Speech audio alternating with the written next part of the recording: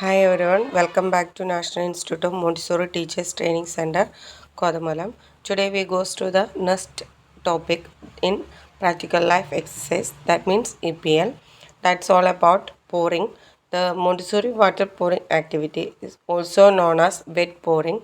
It is an essential part of Montessori practical life curriculum or preliminary exercise, offering a unique hands-on approach to develop care, position, and independence. Then, what are the benefits of pouring? That also enhances fine motor skill, improve concentration, develop hand-eye coordination, teaches practical life skill, and also promote responsibility and care. Then, purpose of water pouring. The purpose of water pouring activity in Montessori education is to develop fine motor control, hand-eye coordination, and a sense of order and responsibility essential for the child growth and independence. What are the direct aim? The primary educational objective of water pouring is to enable children to master the skill of pouring, improving the position and the ability to perform daily life tasks independently. What are the indirect aim or the secondary benefits? That means enhancing self-esteem as children successfully complete the task without assistance. Then, how to present the Montessori water pouring activity. The materials needed: a tray to neatly hold and organize the materials, ensuring a stable platform for the activity.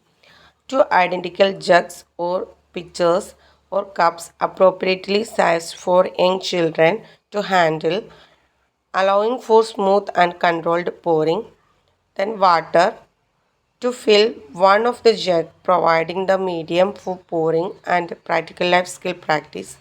A small sponge or cloth placed on the tray to clean up any spills and assistance in teaching care and maintenance of the workshop.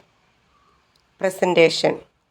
Pick up the tray containing two pitchers, one filled with water and one empty, and carefully carry it to your work area.